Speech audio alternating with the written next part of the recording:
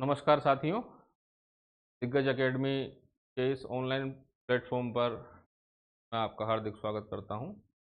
आज हम जो हैं राजस्थान सरकार का एक महत्वपूर्ण जो डॉक्यूमेंट है, जिसे हम आर्थिक समीक्षा कहते हैं, जो वर्ष 2024-25 का जो चैप्टर नंबर 6 है, उसके विषय में परिचर्चा करेंगे कि हम मुख्य परीक्षा जो आरएस की आ रही है, किस प्रकार से लेखन का अभ्यास होना चाहिए, कंटेंट किस प्रकार से जो आपके मन और मस्तिष्क अंतरात्मा में समाहित हो, कुछ कंटेंट को जोड़ा गया है क्योंकि आर्थिक समीक्षा में जो दी गई हैं बारीकियों से लिखा होता है कि उद्देश्य क्या होता है राजस्थान सरकार का पर्यटन के प्रति, विजन क्या होता है, राजस्थान सरकार के महत्वपूर्ण प्रयास क्या होते हैं, राजस्थान सरकार ने पर्यटन के क्षेत्र में क्या क्या उपलब्धियां प्राप्त की हैं हाल ही के वर्षों में।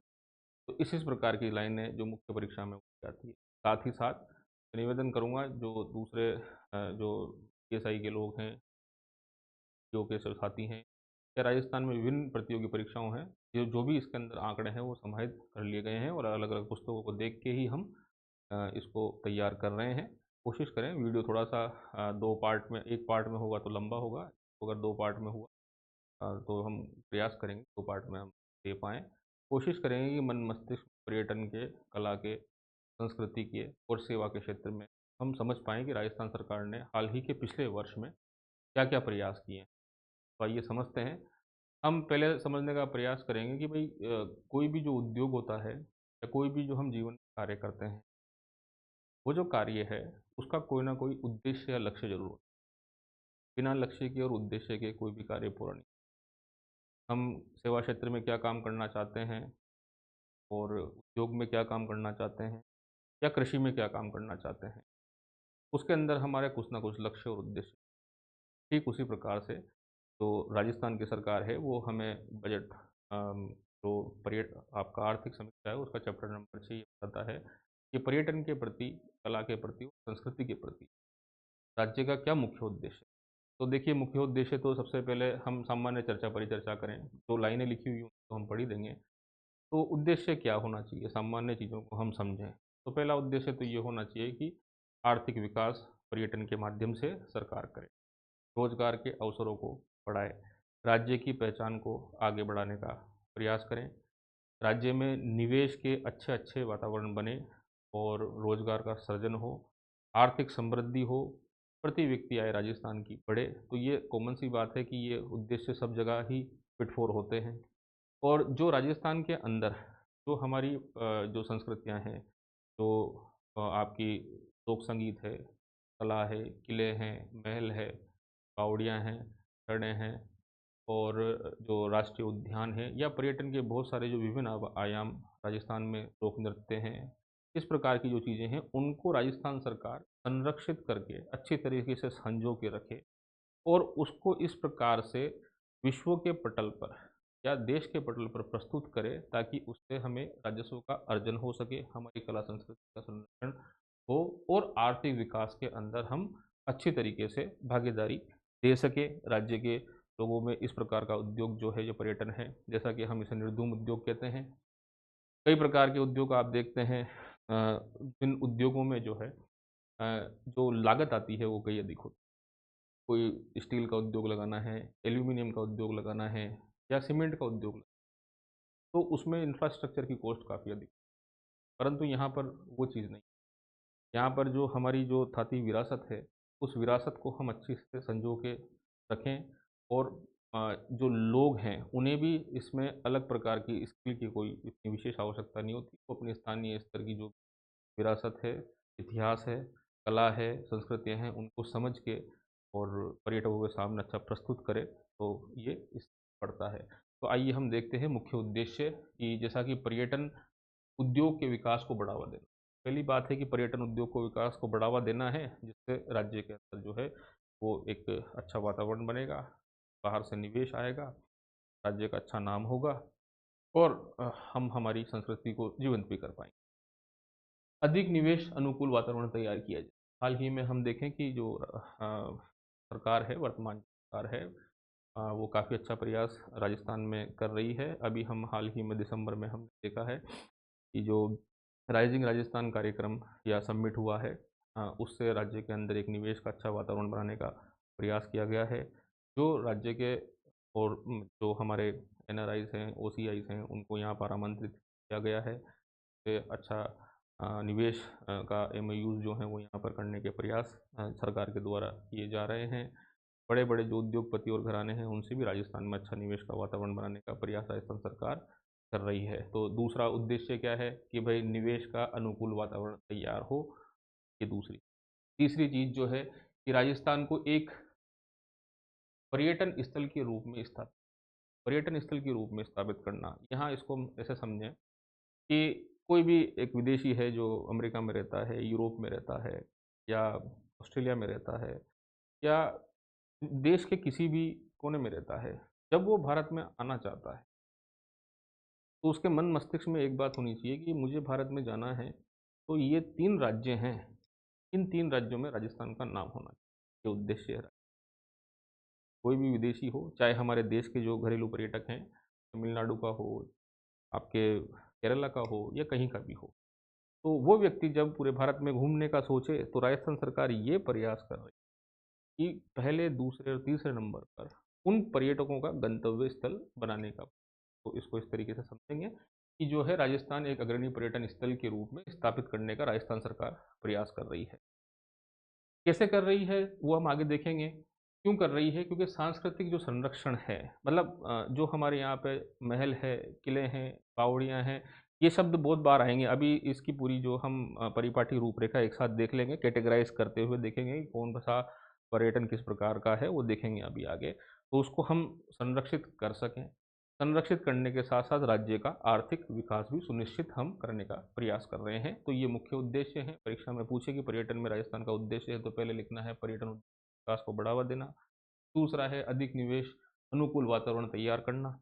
तीसरा जो है एक अग्रणी पर्यटन स्थल के रूप में राज्य को स्थापित करना। राजस्थान की जो ऐतिहासिक विरासत विरासत स्थल हैं और स्मारक हैं या जो भी अमूर्त मूर्त और अमूर्त कलाएं हैं, उनको संरक्षण प्रदान करना। ये सब जो लाइनें हैं मैं आपको बता रहा हूँ, वो सर्वे से ही ली गई हैं और जो पुस्तकें चलती हैं ग्रंथ अकादमी की, उनसे ली गई।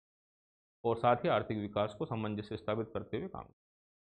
पर्यटन, कला, संस्कृति, सेवाएं राजस्थान की अर्थव्यवस्था के एक महत्वपूर्ण घटक हैं और इन घटकों को ही हम उपयोग करके राज्य का आर्थिक विकास करना सुनिश्चित करेंगे। आगे देखते हैं। पर्यटन की कुछ पृष्ठभूमि है। अब ये कुछ शब्द हैं तो आपको अभी हाल ही में 2021 में जब मेंस हुआ था, तो उस पे पर्यटन के कला संस्कृति के ऊपर एक ऐसे निबंध लिखने के ऊपर आ चुका था। मैं समझता हूँ कि अगर हम मुख्य परीक्षा की तैयारी कर भी रहे हैं आरएस की या दूसरे भी कर रहे हैं, तो भी हमें एक संक्षेप रूप में कोई भी निष्कर्ष लिख सकें किसी भी परीक्षा में, तो उसकी एक पृष्ठभूमि हमें पता होनी चाहिए। तो मैं इसको केवल आपके सामने अच्छे से एक बार यद पढ़ दूंगा और तसल्ली से जब आपको इसके अंदर पीपीटी जो पीडीएफ दी जाएगी हमारी ऐप पे, उसमें से आप इसको देख लेते हैं। तो आइए इसको पढ़ते हैं। राज्य में लोक संगीत है, अच्छा आप भी देखते हैं, शास्त्रीय संगीत है, नृत्य है, धार्मिक पर्यटन है, स्थापत्य कला है। तो लोक संगीत, शास्त्रीय संगीत, नृत्य, धार्मिक पर्यटन, स्थापत्य कला। ऐतिहासिक और सांस्कृतिक स्थल दुर्ग यहाँ पर मौजूद हैं। पुरातत्व स्थल है, महल, हवेलियाँ, बावड़ियाँ। और धार्मिक स्थल, मेले, उत्सव, जीवाश्म पार्क हैं, प्राचीन शैलाश्रय हैं। उसके बाद में इको पर्यटन, साहसिक पर्यटन, एडवेंचर पर्यटन आदि भी नवीन विकसित श्रृंखलाएं पर्यटन की हो रही है राजस्थान में। उसके बाद राजस्थान का इतिहास जो है वो अत्यधिक समृद्ध और गौरवशाली है। जैसा हम पढ़ते आए हैं बचपन से कि राजस्थान का जो इतिहास है वो जो है अत्यधिक समृद्ध और गौरवशाली। कई प्रकार के यहाँ दुर्ग हैं हर ज़िले के अंदर। हम तो ये देखें कि एक मतलब जो तहसील पंचायत वगैरह होती है, उसमें भी हमें एक दुर्ग या मिल दिखने को मिलता है। तो बहुत सारे यहाँ पे जो गागरून का दुर्ग है, आमेर का दुर्ग है, चित्तौड़गढ़ का दुर्ग है, काफ़ी सारे दुर्ग हमें देखने को यहाँ पर मिलते हैं। उसके बाद बात करेंगे ऐतिहासिक एवं पुरातात्विक पर्यटन। जैसे कि हम खुदाई में देखते हैं मध्यमिका नगरी है, विराट का स्थल है, कालीबंगा है, मंडोर है, आदि सभ्यताएँ। पुरातात्विक स्थल के बाद हम शिल्प पर्यटन या हेरिटेज टूरिज्म है उसके बारे में बात करने का प्रयास करेंगे। हेरिटेज टूरिज्म जैसे कि जयपुर में हेरिटेज वही शिल्प कला वगैरह, तो महल हवेलियाँ इसके अंदर हेरिटेज टूरिज्म में हम शामिल करते हैं। और जो आपकी झीलों की नगरी जैसे कि उदयपुर है, मरुभूमि की रानी जोधपुर है, गुलाबी नगरी जयपुर है। क्योंकि ये यहाँ लेना इसलिए ज़रूरी था क्योंकि ये हमारी जो आर्थिक समीक्षा है उसमें ये ले रखा है। तो आप इसको एक बार पढ़ने का प्रयास करें, सुनने का प्रयास करें, सुनने और समझने से ये चीज़ें आ जाएँगी। आंकड़े भी आएँगे अभी आगे जिनको हम देखेंगे, हालाँकि इस चैप्टर में इतने आंकड़े नहीं हैं। स्थलाकृति भूदृश्य देखते हैं, ठीक है? वर्गीकरण है एक तरह से। तो पर्वत पठार, मरुस्थल, भू आकृतियाँ जैसे कि आबू पर्वत, डोरा पर्वत, नकोड़ा पर्वत, झालरा पहाड़, इसराना भाकर आदि जो है वो स्थलाकृति भूदृश्य। कोई भी व्यक्ति अगर पर्यटन के क्षेत्र में चलना चाहेगा तो वो किताब खोलेगा कि तो वो देखेगा कि स्थलाकृति भूदृश्य क्या-क्या हैं। तो प्रमुख दर्रे हैं। हमें तो पता है कि राजस्थान में हम पढ़ाई करते हैं तो कि कौन-कौन सी चीज़ें कहाँ हैं, लेकिन इसको एक रूपरेखा के रूप में बाँधने का प्रयास किया जा रहा है। जैसे कि हम प्रमुख दर्रे और नाले देखें तो बर दर्रा है, बोराट का पठार है, बोराट के पठार के बाद लसाड़िया का पठार है, चंबल के उत्खात भूमि और स्थलाकृतियाँ हैं, तो ये प्रमुख दर्रे और नाले हैं।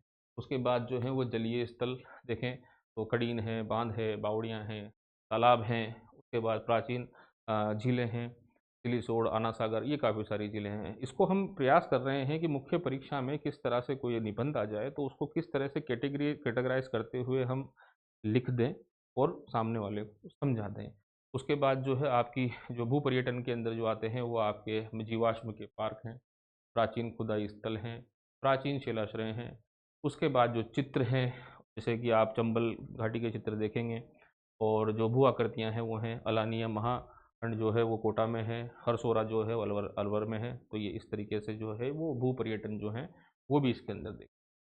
फिर है पर्यटन की पृष्ठभूमि में हम अब ये जो 2-3 लाइनें आई हैं, उनको हम कहीं भी लिखने का जो प्रयास करें तो कोमा लगा-लगा के लिखें। तो शब्दों को कोमा लगा-लगा के लिखने से लगता है कि जो लिखावट है वो थोड़ी अच्छी है, चीज़ें दिमाग में फिट हैं।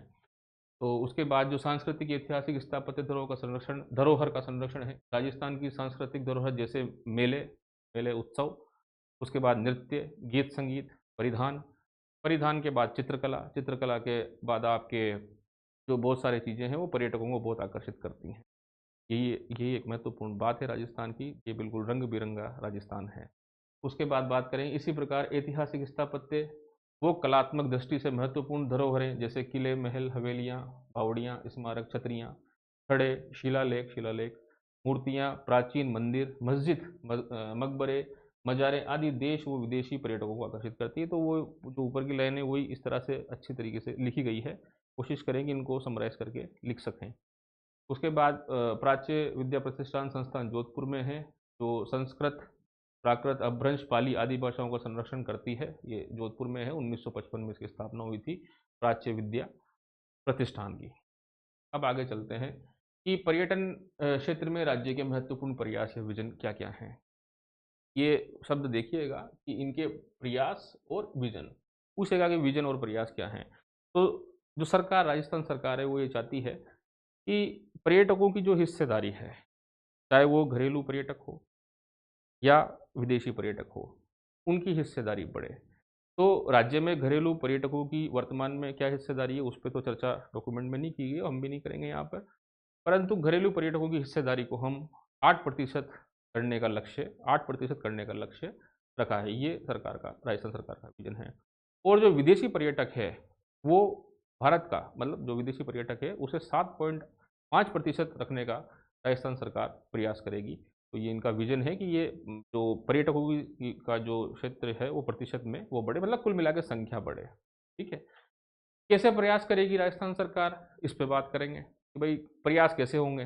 अब हम पता तो है विज़न हमारा, लक्ष्य भी बता दिया, उद्देश्य भी बता दिया, हमारे पास जो-जो सांस्कृतिक विरासतें हैं, हमने वो सब बताने का प्रयास तो कर दिया।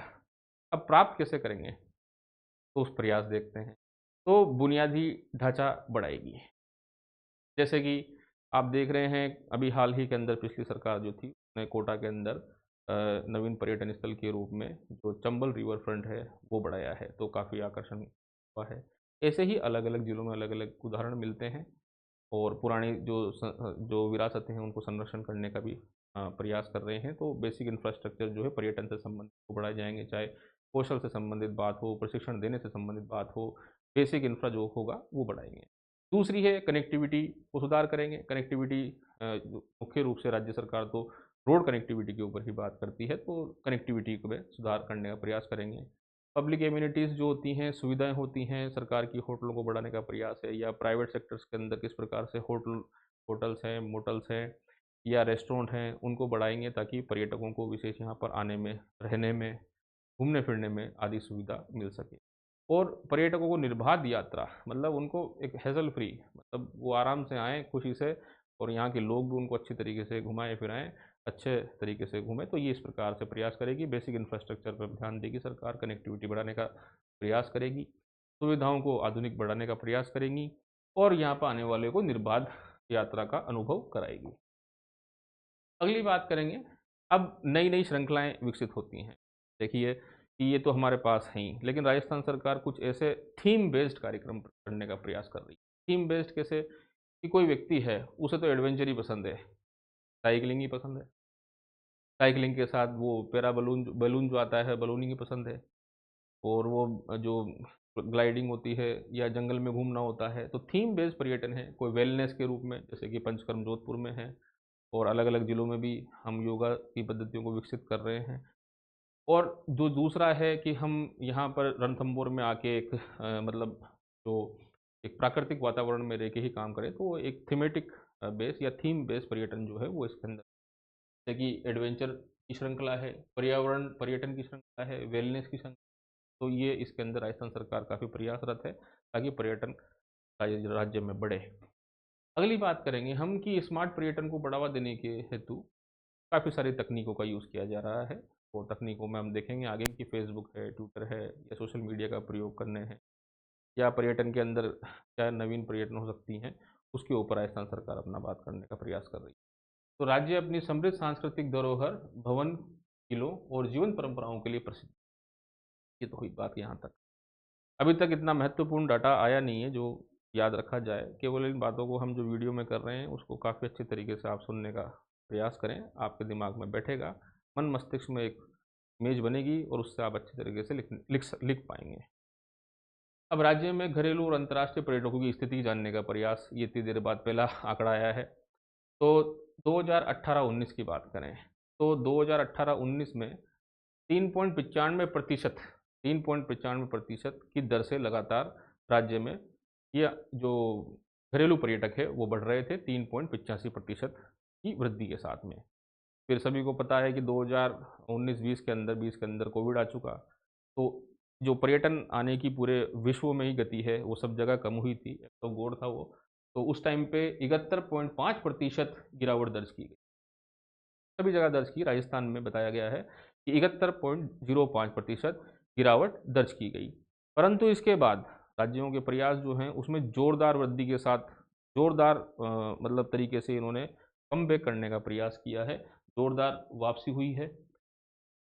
वर्ष 2023 में देखा जाए, वर्ष 2023 में देखा जाए दोस्तों, तो 17.9 करोड़ पर्यटक जो हैं वो राज्य के अंदर आए हैं। 17.9 पर्यटक, कहीं लिखने का काम हो तो वहाँ पे यूज़ करें कि राज्य में 2023 में, वर्ष 2023 में राज्य में 17.9 करोड़ पर्यटक राज्य के अंदर आए हैं कुल जो हैं।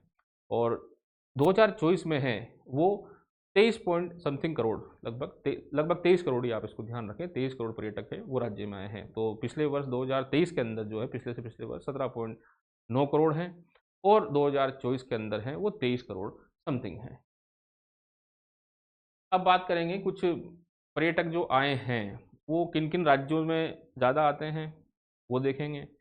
घरेलू हैं वो किन राज्यों में ज़्यादा आते हैं, और जो विदेशी हैं वो किन घरेलू हैं जो वो किन जिलों में आते हैं, और जो राज्य में हैं, जो स्थानीय हैं वो राज्य के अंदर किन जिलों में आते हैं। तो पर्यटन विजिटर कैलेंडर्स में बताया गया है कि वर्ष 2024 में हम यहाँ बात कर रहे हैं घरेलू पर्यटक विजिटर्स के बारे में, जो भारतवर्ष के हैं या राज्य के अंदर के, मतलब भारतवर्ष के अंदर के। तो सबसे ज़्यादा तो सबसे पहले 2024 में सीकर में आए हैं, ठीक है, खाटू श्याम जी हैं। सीकर के बाद में चित्तौड़ में आए हैं, कंवरिया जी के। उसके बाद में आपके अजमेर में आए हैं, ख्वाजा मोइनुद्दीन चिश्ती के पास, और उसके बाद जैसलमेर के पास। तो देखेंगे कि 2024 में घरेलू पर्यटक जो हैं वो सीकर, चित्तौड़, अजमेर, जैसलमेर, सीकर, चित्तौड़, अजमेर, जैसलमेर में आए हैं।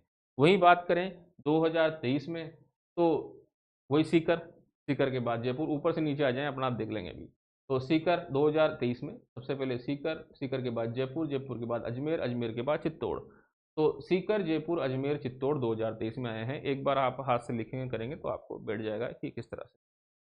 अंतर्राष्ट्रीय पर्यटकों में देखें तो देश में रहने वाले पर्यटकों की तो काफ़ी आवाजाही राजस्थान में रहती है, परंतु अंतर्राष्ट्रीय पर्यटक जो है वो राजस्थान में आवाजाही तुलनात्मक रूप से कम है। तो अंतर्राष्ट्रीय पर्यटकों की वृद्धि घरेलू पर्यटकों की तुलना में धीमी है। लाइन अच्छी है, यूज़ की जा सकती है। वर्ष 2024 में अंतर्राष्ट्रीय पर्यटकों की संख्या, वर्ष 2024 में अंतर्राष्ट्रीय पर्यटकों की संख्या 20.72 लाख, 20.72 लाख पहुंच गई थी। कब पहुंच गई थी? 2024 में, जो कि 2023 में 17 लाख है। कहने का तात्पर्य ये है कि 2023 में 17 लाख विदेशी पर्यटक आए थे, जो कि बढ़कर 2024 में 20.72 लाख हो रखी है। लगभग 3 लाख पर्यटक ज़्यादा हैं, तो अच्छी बात है। राजस्थान सरकार काफ़ी प्रयासरत है इस काम के लिए, और स्थानीय लोग भी काफ़ी प्रयासरत है, ताकि इसलिए बढ़ रहा है ये। आगे बात करेंगे कि अंतर्राष्ट्रीय पर्यटक विजिटर वर्ष। अब अपना देखिए, अंतर्राष्ट्रीय जो आएंगे तो वो सीधे फ्लाइट से ही आएंगे। तो फ्लाइट से आएंगे तो राजस्थान में अंतर्राष्ट्रीय हवाई अड्डा जयपुर में है, तो जयपुर का दावा यहाँ पर सबसे मजबूत है कि अंतर्राष्ट्रीय पर्यटक सबसे ज़्यादा जयपुर में ही होता है। तो जयपुर में अपना प्रथम स्थान बरकरार रखा है। अब 23 की बात करें चाहे 24 की बात करें, तो पहला, दूसरा, तीसरा क्रम जो है वो तो बिल्कुल सेम है, लेकिन जो चौथा और पांचवा है उसी में अंतर है। तो पहला जो क्रम है, जयपुर में आते ही हैं, पहला ऑटोमेटिक आपको दिमाग में रह जाएगा, भाई जयपुर में आते हैं। अब जयपुर के बाद में सीधे उदयपुर जाते हैं, जिलों की नगरी में, फिर जोधपुर आते हैं। काफ़ी सिंपल है, जयपुर जोधपुर, जयपुर उदयपुर जैसलमेर, जयपुर है, उदयपुर है, जैसलमेर है। तो 2024 में, सॉरी, जयपुर, उदयपुर और जोधपुर, ये तीन तो सेम है 23 और 24 की, दोनों की बात करें। लेकिन उसके बाद हम 24 की बात करते हैं तो जैसलमेर में ज़्यादा आए हैं, और 23 की बात करते हैं तो अजमेर में ज़्यादा आए हैं। आप इसको ध्यान रखेंगे तो ईजिली ये रह जाएगा। अब जो विभिन्न देशों से आने वाले पर्यटकों की स्थिति है कि भाई राज्य के अंदर जो पर्यटक हैं वो सबसे ज़्यादा कहाँ से आते हैं, तो पहला यूएसए से आते हैं, फिर यूके से आते हैं, फिर फ्रांस से आते हैं, जर्मनी से आते हैं। तो USA, UK, France, Germany, USA, UK और फ्रांस, जर्मनी। सबसे ज़्यादा यूएसए से आते हैं, फिर फ्रांस, यूके से आते हैं, फिर फ्रांस और जर्मनी से आते हैं। तो ये सब चीज़ें आपको ध्यान रखेंगे, थोड़ा शॉर्ट कर देंगे इसको। अब बात करते हैं पर्यटन को बढ़ावा देने हेतु महत्वपूर्ण पहल या प्रयास। ये भी वही प्रयास है कि भाई माहौल बने, माहौल बनेगा उससे ही काम होगा राजस्थान में। तो अभी हाल ही में कुछ दिन पहले 7 से 9 मार्च को, करीब 10 दिन पहले, आपने देखा होगा कि आईफा समारोह जो है, इंडियन फिल्म शो का समारोह अच्छा काफ़ी है, उसका 25वां संस्करण जो है वो जयपुर में बनाया गया है। शाहरुख खान को भी देखा, यहाँ शाहिद कपूर को भी हमने देखा, बड़ी बड़ी जो हस्तियाँ हैं वो आए हैं। इससे क्या है कि अंतर्राष्ट्रीय स्तर पर माहौल बनता है, राष्ट्रीय स्तर पर माहौल बनता है। तो 7 से 9 मार्च के बीच में 25वां प्रतिष्ठित आईफा अवार्ड जो है उसका आयोजन यहाँ पर किया गया, ताकि पर्यटन का क्षेत्र राज्य में बढ़े। जयपुर में हुआ है। अगला प्रयास देखेंगे कि राज्य में घरेलू पर्यटन को बढ़ावा देने के लिए 13 से 15 सितंबर 2024 को जयपुर में राजस्थान डोमेस्टिक ट्रेवल मार्ट का आयोजन हुआ। राजस्थान डोमेस्टिक ट्रेवल मार्ट का आयोजन हुआ 13 से 15 सितंबर 2024 को। तो ये भी एक माहौल बनाने का प्रयास है, महत्वपूर्ण पहल है। अगली बात करेंगे कि वेड इन इंडिया एक्सपो का भी राजस्थान में जो बाहर ही के जो लोग हैं वो अच्छी यहाँ पर आएँ, धरोहरें एक राजसी वैभव के साथ शादियों को संपन्न करें। तो उसी के क्रम में वेड इन इंडिया एक्सपो का आयोजन पर्यटन मंत्रालय के सहयोग से राजस्थान में किया गया। साथ ही 9 से 11 जो आपके दिसंबर 2024 की बात करें तो बहुत ही भव्य स्तर पर राइजिंग राजस्थान समिट का आयोजन माननीय मुख्यमंत्री राजस्थान सरकार द्वारा किया गया। काफ़ी प्रयास हुआ। इसके अंदर कुल जो हैं हम देखेंगे कि 1320 एमओयू हैं, याद बात कुछ नहीं रखना, काफ़ी 1300, लगभग 1300 के आसपास में एमओयू हुए हैं, जिसमें 22 सितंबर 2024 तक, मतलब ये 7.61 करोड़ रुपए, 7.61 करोड़ रुपए के एमओयू जो हैं वो निवेश के लिए किए गए हैं। साथ ही साथ हम देखें इससे होगा क्या, राज्य में प्रत्यक्ष और अप्रत्यक्ष रूप से रोजगार बढ़ेगा। अब कुछ लीक से हटकर बात क्या है कि विश्व पर्यटन दिवस 27 सितंबर को मनाया जाता है। आप याद रखें, पर्यटन पढ़ रहे हैं।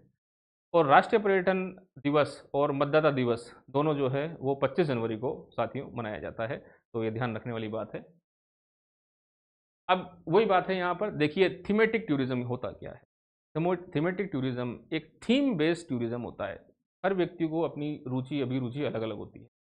कोई को महल किले बावड़ियाँ पसंद है, कोई को प्राकृतिक स्थल में जाना पसंद है, कोई को रेगिस्तान में जाना पसंद है, कोई को अध्यात्म में जाना पसंद है, कोई को एडवेंचर में जाना पसंद है। तो इस चीज़ का ध्यान रखते हुए सरकार अब थीमेटिक टूरिज्म या थीम बेस्ड टूरिज्म के ऊपर काम कर, तो ये सर्वे में दिया हुआ है, तो तसल्ली से देखें। आगे हमने इसको वर्गीकृत किया हुआ है कि राज्य सरकार adventure tourism, eco tourism, film पर्यटन और धार्मिक पर्यटन पर ध्यान केंद्रित कर रही है। अब देखिए, राज्य सरकार ध्यान केंद्रित कर रही है, ये क्यों बढ़े, इसलिए बढ़ाना है, तो राज्य सरकार अब अपना ध्यान इस पर केंद्रित कर रही है। आगे देखें, प्रमुख पर्यटन है। अब विरासत में देखें तो ऐतिहासिक इमारतें हैं, सांस्कृतिक हमारी है, प्राकृतिक धरोहरें हैं, स्थान पे जो यात्रा करने का अच्छा अनुभव मिले, तो ये हम विरासत पर्यटन के अंदर इन्हीं चीज़ों को शामिल करते हैं। पहले ही मैं बता चुका हूँ ये पूरी बात, अब इसके अंदर केवल वर्गीकृत करके ऊपर लिखा हुआ है। सांस्कृतिक पर्यटन में हमारे पारंपरिक व्यंजन कैसे हैं, खान पान किस प्रकार का है, रीति रिवाज क्या क्या हैं, हमारा पहनावा वेशभूषा किस प्रकार की है, तीज मेला के जो लगते हैं मेले हैं वो किस प्रकार के हैं, पुष्कर के ऊँट मेले हैं, त्यौहार वगैरह इस प्रकार के जो हैं, ये सांस्कृतिक पर्यटन की श्रेणी में रखा गया है। वर्गीकृत करने को पूछे तो बता दें। एडवेंचर पर्यटन में देखें तो हॉट एयर बलून, वही आप देख साहसिक पर्यटन या एडवेंचर टूरिज्म में आती है बात। साइकिलिंग है, कैंपिंग है, ऊँट सफारी है या ट्रैकिंग है, आदि सब चीज़ें इसके अंदर ये श्रृंखलाएँ हैं। फिर आध्यात्मिक पर्यटन, प्रमुख तीर्थ जो धार्मिक स्थल है वहाँ पर आकर अच्छा अनुभव पर्यटक कर सकें, तो ये आध्यात्मिक टूरिज्म है। वन्य जीव पर्यावरण पर्यटन जो है, राज्य के अंदर 3 राष्ट्रीय उद्यान और 26 वन्य जीव अभ्यारण्य हैं। तो ये रिकॉर्ड में था, वो देख लिया, वर्तमान परिस्थिति में क्या है एक बार देख के आपको बता दिया जाएगा। अब ये आरएस मुख्य परीक्षा 2023 के अंदर ये सवाल था।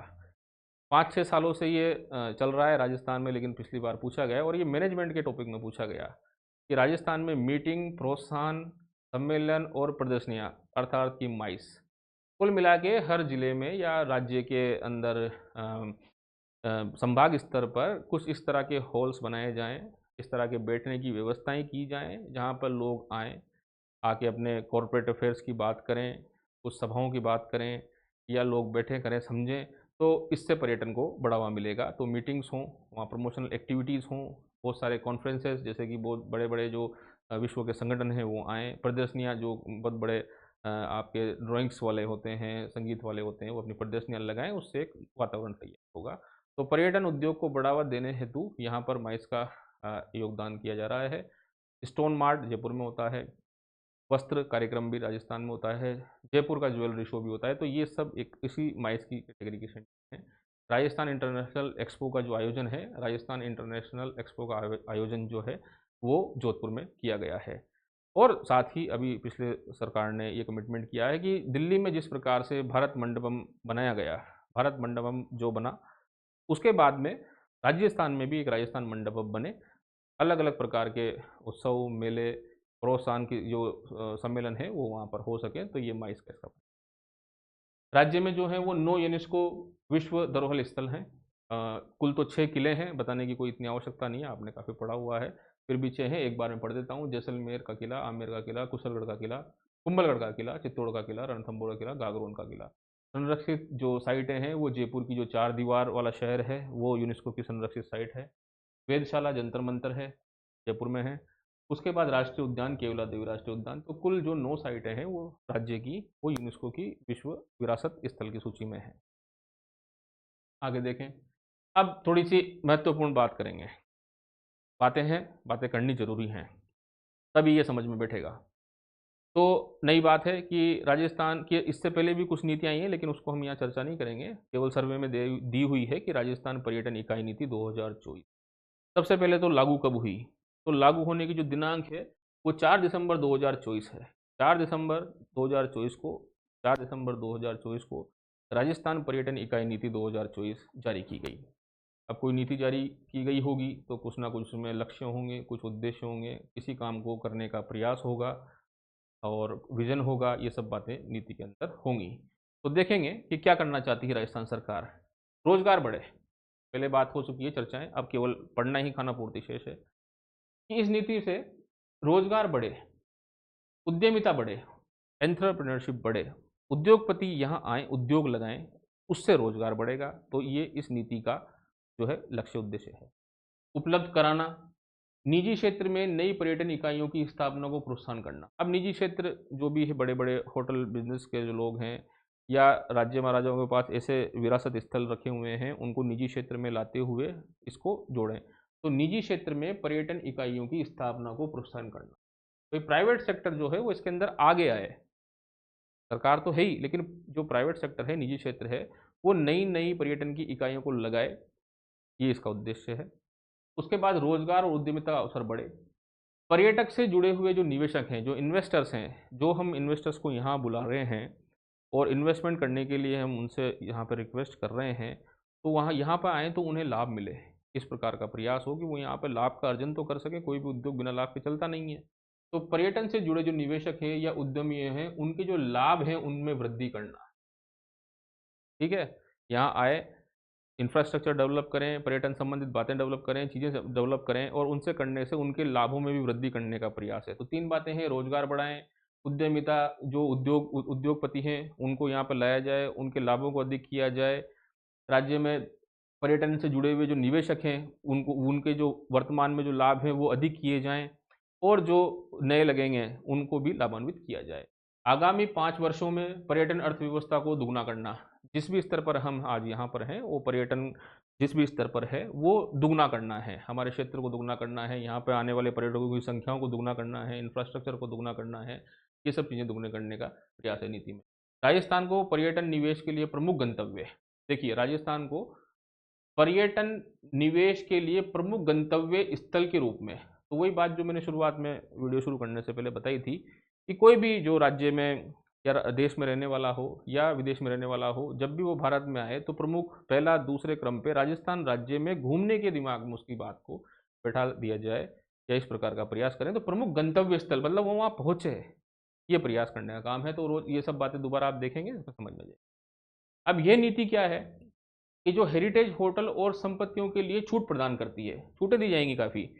ठीक है, कोई उद्योग लगाने उद्योगपति आएगा तो आपको उसको बुलाने के लिए कुछ ज़मीन संबंधित, कोई उद्योग संबंधित रियायतें हैं या वो सरकार के जो भी शुल्क हैं, टैक्स हैं, उनमें रियायत होंगी, तभी वो आकर्षित होगा और बढ़ के आगे हिस्सा लेके अपना उद्योग कर पाएगा। तो हेरिटेज होटलों और संपत्तियों के लिए छूट प्रदान करती है। निजी क्षेत्र में उपलब्ध विरासत संपत्तियों का लाभ उठाने पर जोर देती है। तो निजी क्षेत्र में जो उपलब्ध विरासत संपत्तियाँ हैं, जैसे कि राजस्थान में काफ़ी राजा महाराजा रहे हैं, उनकी कुछ प्रॉपर्टियाँ उनके पास होती हैं, तो उनकी जो विरासत है उन्होंने अच्छी संरक्षित कर रखी है, वो भी एक योगदान करते हुए निजी क्षेत्र में उपलब्ध विरासत संपत्तियों का लाभ उठाने में हम उनको पर्यटन के रूप में किस प्रकार से लाभ उठाएंगे, तो उसके बारे पर जोर देती है। होटल है, रेस्टोरेंट हैं और अन्य पर्यटन संबंधित प्रतिष्ठानों को संचालित करने के लिए लाइसेंस प्रक्रिया, मतलब जो भी लाइसेंस प्रक्रिया चल रही है वर्तमान में, उसका सरलीकरण इसके अंदर करने का प्रयास किया गया है। अब है, इससे लाभ क्या होगा? भाई आम जो व्यक्ति हैं, जो उद्योग लगाना चाहता है, उसको क्या लाभ होगा पर्यटन में? तो देखिए, सबसे पहले तो 10 साल के अंदर एक बार ही उसे होटल, रेस्टोरेंट और जो भी वो चलाना चाहता है, उसको 10 साल में एक बार लाइसेंस लेना है। सामान्य बात है कि 10 साल में एक बार वो लाइसेंस ले ले, कई बार 2-3 सालों में लेना पड़ता था, अब 10 साल में कर दिया है। फायर संबंधित जो एनओसी है, वो हर साल लेनी होती थी बिल्डिंग के अंदर, लेकिन अब की बार 3 साल के अंदर आप एक बार में आपकी फायर एनओसी लीजिए, तो ये सरलीकरण। विकास शुल्क और भूमि शुल्क संबंधी छूट है, वो प्रदान की गई है। जो डेवलपमेंट चार्जेस होते हैं या लैंड चार्जेस होते हैं, उनमें भी छूट दी गई है। ये आपका विषय नहीं है कि भाई आप कितने कम किया गया है, क्या है, आपको सिंपल लाइनें देखनी है। स्टाम्प ड्यूटी संबंधी छूट प्रदान की गई है, स्टाम्प संबंधी ड्यूटियों की छूट प्रदान की गई है। जो प्रचलित उत्पाद शुल्क नीति के अनुसार रियायती दरों पर समय पर लाइसेंस जारी किए जाएंगे। जो भी प्रचलित शुल्क होता है उस पर लाइसेंस जारी करने की बात है। एक ये वर्ड है संभारण शुल्क, ये समझ में कम आता है।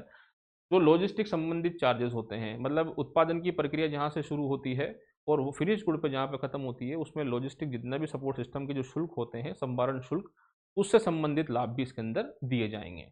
तो ये इसके अंदर लाभ है। 3 साल में एक बार फायर एनओसी लेनी होगी, 10 साल में एक बार परिचालन लाइसेंस लेना होगा। विकास शुल्क और भूमि शुल्क संबंधी छूट प्रदान की गई है।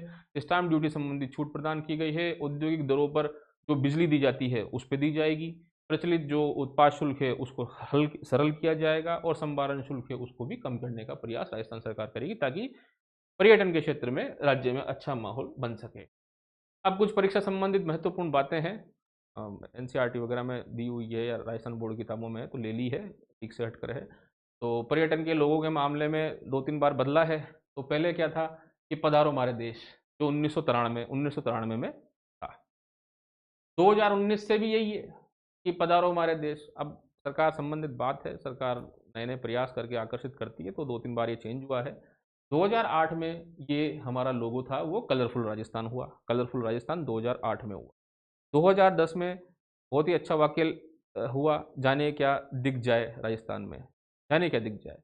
परंतु वर्तमान में राजस्थान का अगर पर्यटन लोगो पूछे, काफ़ी परीक्षाओं में पूछा जा चुका है, पधारो हमारे देश है, ये वर्तमान में, जो 2019 से लगातार बना हुआ है। पंचवाक्य कुछ अलग है, टैगलाइन जो है वो राजस्थान की वो अलग है। राजस्थान भारत का अतुल्य राज्य, the incredible state of India. Rajasthan Bharat का अतुल्य राज्य। अब कुछ संस्थाएं हैं जो सरकार में काम कर रही हैं, उनके बारे में देखेंगे। तो पहले पर्यटन विभाग की स्थापना 1956 में की गई। राज्य के अंदर पर्यटन विभाग की जो स्थापना है वो 1956 में की गई है। प्रमुख उपक्रम जो हैं हम देखें तो राजस्थान पर्यटन विकास निगम लिमिटेड, राजस्थान पर्यटन विकास निगम लिमिटेड यानी कि आरटीडीसी सार्वजनिक क्षेत्र का उपक्रम है। और 24 नवंबर 1978 को ये स्थापना इसकी की गई। 24 नवंबर 19, ध्यान रखें 24 नवंबर 1978 को आरटीडीसी की स्थापना की। दूसरा उपक्रम जो है वो राजस्थान राज्य होटल निगम लिमिटेड है, जो राजस्थान की होटलों को निगमित करता है। तो 7 जून, जो सरकारी होटलें हैं, तो 7 जून 1965 में राजस्थान राज्य होटल निगम लिमिटेड की स्थापना की गई थी। आगे देखेंगे राजस्थान राज्य मेला प्राधिकरण, राज्य में कुल जो भी मेले लगते हैं उनका ये मैनेजमेंट करने का काम करते हैं।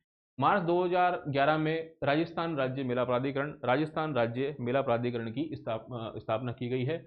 अध्यक्ष इसके माननीय पर्यटन मंत्री महोदय होते हैं। वर्तमान में सुश्री दिया कुमारी जी जो हैं वो पर्यटन मंत्रालय की मंत्री, तो इसके अध्यक्ष हैं। और जो उपाध्यक्ष होता है वो राजस्थान सरकार द्वारा मनोनीत एक व्यक्ति होता है, जिसे राजस्थान में राज्य सरकार का दर्जा प्राप्त होता है। तीसरी बात करेंगे जो संस्था है वो रिटमान है, Rajasthan institute of tourism and travel management. जो टूरिज्म और ट्रेवल मैनेजमेंट संबंधित गाइड्स वगैरह होते हैं उनको ये सिखाने का काम करते हैं और पर्यटन को बढ़ावा देने से संबंधित। रिटमान है Rajasthan institute of tourism and travel management. तो 4 ये प्रमुख उपक्रम है जो काम कर रहे हैं। और उसके बाद विशेष कुछ बात है कि मोहम्मद यूनुस समिति की सिफारिश पर 1989 में मोहम्मद यूनुस समिति की सिफारिश पर राजस्थान में पर्यटन को उद्योग का दर्जा दिया गया।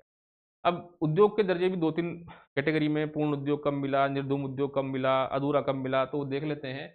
निर्धूम उद्योग श्रेणी में राजस्थान ऐसा प्रथम राज्य है जिसको निर्धूम उद्योग की श्रेणी है, मतलब ये प्रदूषण नहीं करता। 2004 के अंदर इसे जन उद्योग का दर्जा दिया गया। कब? 2004 के अंदर। फिर कह रहा हूँ 2004 के अंदर जन उद्योग का दर्जा इसे दिया गया है। फिर पूर्ण उद्योग का दर्जा कब दिया गया है? तो 2022 में दिया गया है। 18 मई 2000, शायद 18 मई है, हाँ 18 मई 2022 को ही इसे पूर्ण उद्योग का दर्जा दिया गया है। 1989 के अंदर इसे दर्जा दिया गया, पर्यटन को उद्योग का दर्जा दिया गया। पूर्ण उद्योग का दर्जा 18 मई 2022 को दिया गया। जन उद्योग का 2004-05 में, जन उद्योग का सन 2004-05 में। और निर्धूम उद्योग का दर्जा जो है वो राजस्थान को प्रथम बार पूरे हिंदुस्तान में दिया गया है, निर्धूम उद्योग। आगे चलते हैं। पर्यटन का महत्व क्या है? अब इतना पढ़ने के बाद तो कोई भी व्यक्ति अपना महत्व लिख देता है कि विश्व में ये सबसे बड़े उद्योग के रूप में पिछले 15-20 सालों में बढ़ा है। ऐसा उद्योग है, लोग समझ पाएँ उस उद्योग को कि चाहे आप कोई भी, मैंने बताया था थोड़ी देर पहले हाल ही में, कि आप सीमेंट उद्योग लगाए या छोटे से छोटा उद्योग लगाए, 2, 5, 10 लाख रुपए का काम करने, दुकान डालने जाएँ तो भी चाहिए। पर ये ऐसा नहीं है। कोई भी व्यक्ति है अपने स्थानीय स्तर की चीज़ों को अच्छे से समझता है, तो वो अपने पर्यटन को बढ़ा सकता है। हमारे पास बिल्डिंग्स जो पुरानी हैं उनका केवल संरक्षण ही करना है और उसे सांस्कृतिक वातावरण को बताना है। तो ये देखेंगे हम इसके अंदर विश्व में सबसे बड़े उद्योग के रूप में ये विकसित हुआ है। कारण मैंने आपको बता दिए हैं क्यों हुआ है। विदेशी मुद्रा के अर्जन में सहायक है।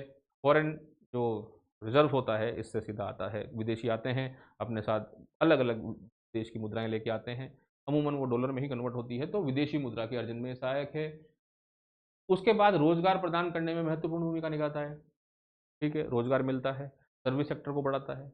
धुआं रहित उद्योग है, इससे कोई भी आपका पोल्यूशन नहीं होता है। फिर है मनोरंजन, सांस्कृतिक जुड़ाव और सुकून प्रदान करता है। मनोरंजन, सांस्कृतिक जुड़ाव और सुकून प्रदान करता है। हम घूमने जाते हैं, कुछ ना कुछ नई चीज़ सीख के आते हैं, मन मस्तिष्क विचार में परिवर्तन होता है, तो एक मनोरंजन भी होता है, सांस्कृतिक जुड़ाव, संस्कृति से जुड़ते हैं, समझते हैं और सुकून भी प्रदान होता है। उसके बाद सामुदायिक सौहार्द को बढ़ाने का भी ये काम करता है, तो ये पर्यटन का महत्व है, विश्व में सबसे बड़े उद्योग के रूप में विकसित हुआ है, विदेशी मुद्रा के अर्जन के रूप में सहायक है, रोजगार प्रदान करने में महत्वपूर्ण भूमिका अदा करता है, धुआं रहित उद्योग है, मनोरंजन, सांस्कृतिक जुड़ाव, सुकून प्रदान करता है, सद्भाव, सौहार्द में वृद्धि करने का प्रयास करता है, तो ये पर्यटन का महत्व है। आगे चलते हैं। अब ये एक लगभग जो पहला हमारा पर्यटन था वो हो गया, अब थोड़ा संस्कृति है। संस्कृति हमारी क्या है, 2-3 पीपीटी में खत्म हो जाएगा, मैं जल्दी से इसको कर देता हूँ कि राजस्थान की पर्यटन में जो संस्कृति है, राजस्थान की संस्कृति विशिष्ट और विविधतापूर्ण है, अलग-अलग है, विविधतापूर्ण है, ठीक है? तो विशिष्ट और विविधतापूर्ण राजस्थान की संस्कृति है, शाही परंपराओं के विरासत से भरपूर है। हम देखते हैं रॉयल लोग हैं राजस्थान में, रॉयल राजपूत वगैरह, जो इस प्रकार की फीलिंग जो ट्रेन वगैरह है, तो शाही परंपराओं के विरासत से भरपूर है, विशिष्ट एवं विविधतापूर्ण है, कलात्मक परंपराओं और कालातीत रीति रिवाजों का सम्मिश्रण है। लाइनें बहुत बढ़िया हैं, ठीक है? कलात्मक परंपराओं और कलातीत रीति रिवाजों का मिश्रण है, जीवंत त्योहारों, भावपूर्ण लोक संगीत, जीवंत त्योहारों, भावपूर्ण लोक संगीत, मनोरम नृत्य के लिए प्रसिद्ध है। राजस्थान की सांस्कृतिक विरासत ना केवल विशिष्ट है बल्कि यह गूढ़ और आकर्षक है। ये लाइनों को आप एक बार सुन लीजिएगा, आपको दिमाग में बैठ जाएगी। राजस्थान सरकार का लक्ष्य संस्कृति के परिप्रेक्ष्य में लक्ष्य क्या है वो देखेंगे कि सांस्कृतिक संसाधनों की क्षमता का उपयोग करके जो भी हमारी सांस्कृतिक वो हैं, कला संस्कृतियां हैं, उनको हम उनकी क्षमताओं का उपयोग करके एक संपन्न अर्थव्यवस्था को बढ़ावा देने का प्रयास राजस्थान सरकार करेगी, ये लक्ष्य है। वो पुरानी बात है।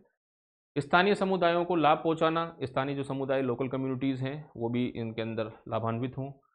पारंपरिक प्रथाओं, रीति रिवाजों को संरक्षित करना, पारंपरिक प्रथाएं जो हमारी चली आ रही हैं, रीति रिवाज उनको संरक्षित करना, दुनिया के सामने राज्य की विशिष्ट सांस्कृतिक पहचान को दुनिया के सामने राज्य की विशिष्ट सांस्कृतिक पहचान को सुनिश्चित करना, ये सब इसके अंदर राज्य के लक्ष्य हैं संस्कृति के परिप्रेक्ष्य में। ये पर्यटन नहीं है, ठीक है? उसके बाद संस्कृति को बढ़ावा देने के लिए प्रमुख पहल और कार्यक्रम, अब इसको आप पीपीटी में से देख लेना, इतना कोई विशेष इसमें है नहीं, मतलब हम पीडीएफ जो देंगे उसमें से दिख जाएगा, वही लैंग्वेज है। हाँ, राजस्थान में प्रमुख सांस्कृतिक गतिविधियाँ सर्वे में जो दी हुई है उसको देख लेते हैं। विश्व पर्यटन दिवस 27 सितंबर 2024 में, पर्यटन दिवस 27 सितंबर 2024 को अल्बर्ट हॉल में कथक और लोक नृत्य का आयोजन, ठीक है? माहौल बनाने का काम है। हर घर तिरंगा कार्यक्रम 25वां स्वतंत्र दिवस, मतलब ये जो 25वां स्वतंत्रता दिवस हुआ है 15 अगस्त 2024 को, उसमें 24 अगस्त 2024 को हर घर तिरंगा कार्यक्रम मनाया गया, जिसमें श्री मामे खां द्वारा भव्य संगीत प्रस्तुति दी गई अल्बर्ट हॉल में ही। अल्बर्ट हॉल मतलब सभी जिला मुख्यालयों पर तो ये हर घर तिरंगा कार्यक्रम मनाया गया है, और जयपुर में श्री मामे खां द्वारा भव्य संगीत प्रस्तुति दी गई है। राजस्थान उच्च न्यायालय की प्लेटिनम जुबली के उपलक्ष्य पर, राजस्थान उच्च न्यायालय की प्लेटिनम जुबली अवसर पर 25 अगस्त 2024 को भव्य सांस्कृतिक संध्या का आयोजन किया गया है। राजस्थान की प्रसिद्ध कला और शिल्पें, जैसे कि मिट्टी के बर्तन में हम ब्लू पोट्री की बात करें, ब्लैक पोट्री की बात करें, कागज़ की पोट्री की बात करें, टेराकोटा की बात करें, मोलेला की बात करें, सब आप विस्तार से पढ़ते हैं। और आभूषण में मीनाकरी है, लाख है, चांदी है, मोती है, कीमती पत्थर है, रत्न है, थेवा कला, कुंदन है, ये सब आभूषण में है। चित्रकला में पिछवाई, लघु, दरबारी चित्रकारी, फड़ चित्रण, कपड़ा कढ़ाई, गोटा वर्क, जरी वर्क, कोटा डोरिया, जयपुर रजाई, थ्रेड ब्लॉक, टाई डाई आदि है। तो राजस्थान एक ऐसा राज्य है जो अपनी समृद्ध सांस्कृतिक विरासत और ऐतिहासिक महत्व को दर्शाने वाली कला का जीवंत चित्रफलक है। इतनी अच्छी लाइन है, जीवंत चित्रफलक है, जीवंत चित्रफलक है। राजस्थान अपनी दुर्लभ शिल्प कौशल के लिए प्रसिद्ध है, जिसमें पारंपरिक शिल्प, आभूषण, पेंटिंग, मिट्टी के बर्तन और धातु शिल्प की एक महत्वपूर्ण विविध श्रृंखला शामिल है। उसके बाद एक जवाहर कला केंद्र के बारे में बात करते हैं, सर्वे में है, पढ़ना जरूरी है। तो जवाहर कला केंद्र जयपुर में है, जिसे हम सामान्य रूप से जेकेके के रूप में जानते हैं। होता क्या है यहाँ पे कि राज्य के जो विभिन्न कला प्रेमी हैं और जो कला सम्मति, चाहे संगीत कला से संबंधित हों, मिट्टी की कला से संबंधित हों, चित्रकला से संबंधित हों या किसी प्रकार की कला से संबंधित हो, उसको एक मंच है, वहाँ पे वो आएँ, बैठें, कला के बारे में सोचें, समझें, बात को विकसित करें। उन्हीं को एक अच्छी वर्णमाला में पिरोया गया है कि उद्देश्य क्या है जेकेके का, कला, संस्कृति और विरासत की विभिन्न शैलियों के संरक्षण और प्रचार करना। तो कला, संस्कृति, विरासत की जो विभिन्न शैलियाँ हैं, उनको संरक्षण देना और उनका प्रचार करना। नए उभरते कला और सांस्कृतिक केंद्रों के लिए, जो उभरते हुए कला सांस्कृतिक केंद्र हैं, उनके लिए एक संदर्भ केंद्र प्रदान करना, मतलब उनको लीडिंग देना, बढ़ाने का प्रयास करना। प्रमुख कार्य क्या है? सांस्कृतिक संगठन, प्रमुख जो प्रख्यात कलाकार हैं उनका सहयोग प्रदान करें और सहयोग प्रदान करके कार्यक्रमों का आयोजन करवाएं, परियोजनाओं का आयोजन कराएं। कला पारखियों, विद्वानों, कारीगरों, कला पारखियों, विद्वानों, कारीगरों आदि जो हैं उनको वहाँ जुड़ाव कर सकें, उनके कोई कौशल प्रशिक्षण की आवश्यकता हो तो वो दे सकें, उनसे बातचीत कर सकें, एक दूसरों से संबंध स्थापित करने का प्रयास कर सकें, कला और संस्कृति के बाहरी और आंतरिक पहलुओं को समझ सकें, समझा सकें, इनका अवलोकन कर सकें और सुगम जो सानिध्य हैं वो कला पारखी को दे सकें। दृश्य कला, प्रदर्शन कला, संगीत, नृत्य, थिएटर एवं साहित्य के क्षेत्र में राष्ट्रीय और अंतर्राष्ट्रीय उत्कृष्टता का केंद्र बन सके, ये जेकेके का प्रमुख आकांक्षा ये रखते हैं। जेकेके आकांक्षा रखता है कि विश्व पटल पर हम अच्छा काम कर सकें। ऐसे ही है रविंद्र मंच, तो जो नाटक हैं, रंगकर्म हैं, थिएटर हैं, उससे संबंधित जो लोग हैं वहाँ पर आएँ, रंगमंच में काम करें, अपनी बात को, अभिव्यक्ति को, कौशल को अच्छा एक्टिंग वेक्टिंग के मामले में समझें। तो नृत्य, नाटक और संगीत कला को बढ़ावा देने के लिए रविंद्र मंच की स्थापना की गई। वर्तमान में 690 सीटों की क्षमता से एक सुसज्जित एक थिएटर यहाँ पर मौजूद है। अल्बर्ट हॉल के सीधा सा राइट में जब आप जाएंगे, ये वहीं पे है, अच्छी है। अब तो काफ़ी इसके अंदर मंचन का कार्यक्रम हो रखा है। अभी हाल ही में करीब राजस्थान में 39 फिल्मों की शूटिंग कंप्लीट हो चुकी है, तो काफ़ी अच्छा ये रविंद्र मंच बन चुका है, इसलिए ये सर्वे में भी काफ़ी समय बाद है। 3500 दर्शकों की क्षमता वाला एक ओपन एयर थिएटर है। राज्य सरकार के सहयोग से मंच सेवाओं को और अधिक प्रभावी बनाने कि मंच पे जो थिएटर आर्ट है वो बढ़ सके, बनाने तथा कलाकारों एवं रंगकर्मियों को अधिक से अधिक सुविधा प्रदान उपलब्ध करवाने के सरकार द्वारा प्रयास किए जा रहे हैं। तो ये रविंद्र रंग है। भावी पीढ़ियों के लिए स्मारकों और स्थलों का संरक्षण है। ये ये जो झालावाड़ में जो छनेरी पनेरी दीवारें हैं और सिवाना बाड़मेर का जो किला है, उसको हाल ही में थोड़ा सा स्मारक में जीर्णोद्धार या संरक्षण करने का राजस्थान सरकार के द्वारा काम या प्रयास किया गया है। अब ये राजस्थान सरकार की पर्यटन के दिए गए उत्कृष्ट पुरस्कार हैं या उपलब्धियां हैं। अब ये सर्वे में जिस तरह से ली गई थी वैसे ये मैं एक या दो बार बोलूँगा, कौन सा पुरस्कार किधर है, किसने दिया है, उसको देखते हैं। तो दिया किसने है पहले देखेंगे, उसके बाद मिला कौन सा है फिर ये देखेंगे। तो इंडिया ओटीएम मुंबई द्वारा राज्य को पर्यटन के क्षेत्र में बेस्ट डेकोरेशन और डिजाइन पुरस्कार दिया गया है। दिया किसने है? तो इंडिया ओटीएम मुंबई में प्राप्त हुआ है, बेस्ट डेकोरेशन डिजाइन पुरस्कार है। क्रिएटिविटी पुरस्कार जो है वो आपकी फिल्म है, काफ़ी पिछले साल चर्चा में थी, रोमांस ऑफ राजस्थान को क्रिएटिविटी पुरस्कार मिला है।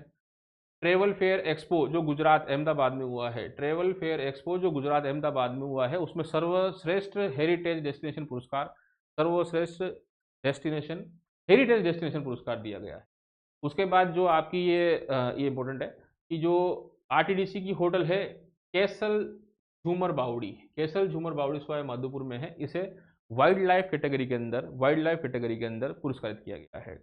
उसके बाद है इंडियन इंटरनेशनल ट्रेवल मार्ट के द्वारा Pilgrim destination of the year का पुरस्कार। पिलग्रिम मतलब धार्मिक स्थल जो है वो Pilgrim destination of the year का पुरस्कार राज्य को मिला है। Best digital marketing by state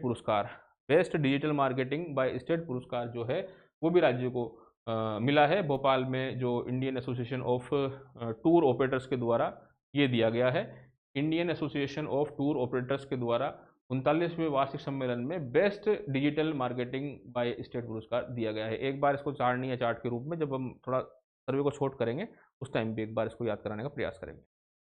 और मोस्ट प्रोमिसिंग वेडिंग डेस्टिनेशन पुरस्कार पटना में ट्रेवल एंड टूरिज्म फेयर में राज्य को प्राप्त हुआ है। पटना के ट्रेवल एंड टूरिज्म फेयर में the most promising wedding destination पुरस्कार प्राप्त हुआ है। ऐसे ही 2-3 है, उसको आप देख लेना। वैसे मैं पढ़ देता हूँ। पुणे में इंडिया इंटरनेशनल ट्रेवल मार्ट में brand campaign of the year, तो पूना में इंडियन इंटरनेशनल ट्रेवल मार्ट में brand campaign of the year पुरस्कार प्राप्त हुआ है। उसके बाद हैदराबाद में इंडियन इंटरनेशनल ट्रेवल मार्ट में, हैदराबाद में जो इंडियन इंटरनेशनल ट्रेवल मार्ट हुई थी उसमें wedding destination of the year, wedding destination of the year का पुरस्कार राज्य को प्राप्त हुआ। ये मुख्य उपलब्धियां हैं। अगर कहीं पेपर में सवाल आएगा तो या तो सीधा पूछ लेगा किसने किसको क्या दिया, तो देख लेंगे। मुख्य परीक्षा में उपलब्धियां पूछेंगे तो जो आपको याद रहे वो लिख देना। तो ये इतनी सी बात है। अब पर्यटन क्षेत्र में कौशल एवं प्रशिक्षण है, तो देखिए कि राजस्थान में पर्यटन आतिथ्य उद्योग को बढ़ती मांग, भाई मांग बढ़ी रही है, प्रयास हो ही रहे हैं। जैसा आपने देखा विदेशी पर्यटक हैं वो पिछली बार से बढ़े हैं 3 लाख, तो मांग तो बढ़ी रही है। तो जो कौशल किस प्रकार हो, प्रशिक्षण किस प्रकार हो, तो विदेशी भाषा जो प्रशिक्षण है, अब देखिए गाइडों के लिए विशेष प्रशिक्षण कार्यक्रम का आयोजन कर रही है राज्य सरकार, युवाओं के लिए करियर उन्मुख प्रशिक्षण का आयोजन कर रही है राजस्थान सरकार, विदेशी भाषा प्रशिक्षण आदि को बेहतर सुविधाओं एवं प्रभावी प्रबंधन सुनिश्चित करने के लिए, अब करने के लिए क्या कर रहे हैं कि राज्य होटल प्रबंधन संस्थाएं, जो राज्य की होटल प्रबंधन संस्थाएं जोधपुर में है, वहाँ भी ये काम हो रहा है प्रशिक्षण का और युवाओं को गाइड करने का। धौलपुर में हो रहा है, सवाई माधोपुर में हो रहा है और झालावाड़ में हो रहा है। तो राज्य होटल प्रबंधन संस्थाएं जोधपुर में देखिए विकेंद्रीकृत करते हुए कर रही हैं, जोधपुर, धौलपुर, सवाई माधोपुर और झालावाड़ में ये राज्य के अंदर जो होटल प्रबंधन संस्थाएं हैं वो इसके अंदर काम कर रही हैं ताकि गाइडो वाइडो को अच्छा वो कर सके। उदयपुर एवं उदयपुर में, अच्छा उदयपुर भी है साथ में, तो जोधपुर, धौलपुर, सवाई माधोपुर, झालावाड़ और उदयपुर में राज्य होटल प्रबंधन संस्था काम कर रही है। फूड क्राफ्ट संस्था जो है, फूड क्राफ्ट संस्था है, फूड संबंधित चीज़ों को समझने के लिए, भोजन किस प्रकार से रखना है, बनाना है, कला संस्कृति से जोड़ना है। तो अजमेर, सुमेरपुर, पाली तथा बारा के अंदर फूड क्राफ्ट संस्था संचालित है। पर्यटन और, हाँ ये इंपॉर्टेंट बात है, ध्यान रखना कि पर्यटन और यात्रा प्रबंधन संस्थान की स्थापना, पर्यटन और यात्रा प्रबंधन संस्थान की स्थापना जयपुर में की गई है ताकि कुशल और पेशेवर मानव संसाधन तैयार किए जा सकें। तो ध्यान रखना कि प्रशिक्षण से संबंधित जो काम है वो इन जगहों पर काम किए जा रहे हैं। तो ये इंपॉर्टेंट है कि पर्यटन और यात्रा प्रबंधन संस्थान की स्थापना जयपुर में की जा रही है, ठीक है, ताकि अच्छा सा प्रोफेशनल लोग तैयार हो सकें। देखेंगे पर्यटन विकास के लिए हम टेलीग्राम का, ट्विटर का, का, लिंक्डइन का, व्हाट्सएप का, प्रिंटर और पिंटरेस्ट, ये तो मैंने पहली बार देखी है। तो इंस्टाग्राम, यूट्यूब, एक्स, फेसबुक और स्नैपचैट पे प्रचारित किया जाएगा ताकि सोशल मीडिया से माहौल बने राजस्थान में पर्यटन का। अब 2 योजनाएं दे रखी हैं सर्वे के अंदर। अब हाल ही में पिछले वर्ष में जो पूछा गया 2023 मुख्य परीक्षा में, या बहुत सारे अभी 2024 में जो पेपर पूछा गया है, तो ये डिटेलिंग पे बल दे रही हैं अब आरपीएस। तो हमारी भी मजबूरी है कि हम उनको लाइन बाय लाइन नहीं पढ़ा सकते कि बस सर्वे से लाइन उठा लें और यहाँ पे बता दें और याद करा दें। थोड़ी सी डिटेलिंग तो करनी ही पड़ेगी। तो अब इसके अंदर प्रमुख उद्देश्य क्या है आपको उसमें दिख भी रहा होगा। तो पहली योजना है नागरिकों के लिए, 2 योजना है। तो वरिष्ठ नागरिक तीर्थ योजना सबसे पहले देखेंगे कि 2013 के अंदर रेल से शुरू की गई, ठीक है। फिर 2013 के बाद जोड़ें 3, तो 2016 में रेल और हवाई यात्रा से शुरू की गई। तो योजना का प्रारंभ बता दें तो 2013 में और रेल से, और 2016 से रेल और हवाई से। अब ये उद्देश्य बहुत परेशान करेंगे, तो सर्वे में जितनी भी योजनाएं हैं वो मूल स्वरूप में ही आपको पढ़ाई जाएगी यहाँ पर, ताकि आपके दिमाग में बात बैठे। तो इस योजना का मुख्य उद्देश्य राजस्थान के मूल निवासी वरिष्ठ नागरिक जिनकी आयु 60 वर्ष या इससे अधिक हो गई है, वो अपने जीवन में एक बार, सरकार के द्वारा एक बार, जीवन में एक बार देश या तो देश में या देश से बाहर यात्रा कर पाएंगे इसके अंदर। तो ये उद्देश्य है कि योजना उद्देश्य राजस्थान की मूल निवासी वरिष्ठ नागरिक जो 60 वर्ष से अधिक की आयु के हो चुके हैं, वो अपने पूरे जीवन काल में एक बार देश में और विदेश में जो भी हो एक बार एक स्थान में यात्रा सुलभ करने पे है। तो योजना में कुल लाभार्थी जो है रेल मार्ग से वो 30,000 जाएंगे, 30,000 यात्री जा सकते हैं एक साल में, और वायु से 6,000 जा सकते हैं। कहाँ कहाँ जाएंगे ये कोई इतना डिटेल में फिर भी मैं पढ़ देता हूँ। रामेश्वर से मदुरई, जगन्नाथपुरी, तिरुपति, द्वारकापुरी सोमनाथ, वैष्णो देवी अमृतसर, प्रयागराज वाराणसी, मथुरा वृंदावन बनारस, सम्मेद शिखर, पावापुरी वैद्यनाथ आदि हैं। विदेश में देखें तो हमारे आस में नेपाल है, तो पशुपतिनाथ और काठमांडू बहुत नज़दीक ही भेजा है, ठीक है। ये है। अगली बात करेंगे कि सिंधु दर्शन तीर्थ यात्रा योजना, ये सब वहीं से लिया गया सरकार के डॉक्यूमेंट्स, ध्यान रखिएगा।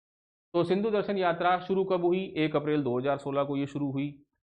2018 में इसमें आयु की सीमा घटाकर 21 वर्ष कर दी गई है। भारत में लद्दाख में, देखिए ये जो अपना सिंधी समाज है उनसे, तो लद्दाख स्थित सिंधु नदी की तीर्थ यात्रा पर जाने वाले तीर्थ यात्रियों की सहायता करने के लिए या तो एक बार में 10,000 रुपये ले लो, या 50% जो भी आपका खर्चा हुआ है अनुदान का वो ले लो, जो भी ज़्यादा हो वो ले लो, 10,000 ले लो या 50% ले लो, जो भी ज़्यादा हो। कितने यात्री जाते हैं? 200 यात्री जाते हैं। और तीर्थ यात्री राजस्थान के मूल निवासी होने चाहिए, 21 की आयु होनी चाहिए, ये कोई इतनी विशेष बात नहीं है। बाकी मुख्य बात ये है कि उद्देश्य क्या है? भारत के लद्दाख स्थित सिंधु नदी की तीर्थ यात्रा पर जाने वाले तीर्थ यात्रियों को सहायता प्रदान करने के लिए हिंदू दर्शन तीर्थ यात्रा योजना 2018 में की गई। ठीक है, तो योजना है।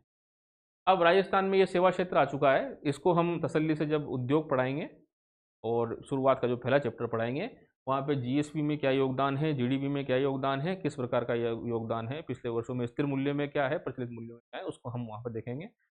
मैं काफ़ी समझता हूँ कि ये 52-53 मिनट का वीडियो हो चुका है। हमारा प्रयास साथियों, पहली बात तो ये है कि परीक्षाओं में आमूलचूल परिवर्तन हो चुका है। आप जो परिस्थितियाँ चल रही हैं उनसे भलीभांति समझ चुके हैं। डिटेलिंग के बिना और विस्तृत अध्ययन के बिना आप काम चलने, कोशिश हम ये करेंगे कि चीज़ों को अच्छे से लंबा बता पाएँ, विस्तृत तरीके से वो आपको समझा पाएँ। उसको समझाने के बाद में उसको हम बार-बार बोल के, 1 बार, 2 बार, 3 बार बोल के बारंबारता लाएँ, ताकि बोलने से आपके दिमाग में आप जब सुनें तो बात याद रहे।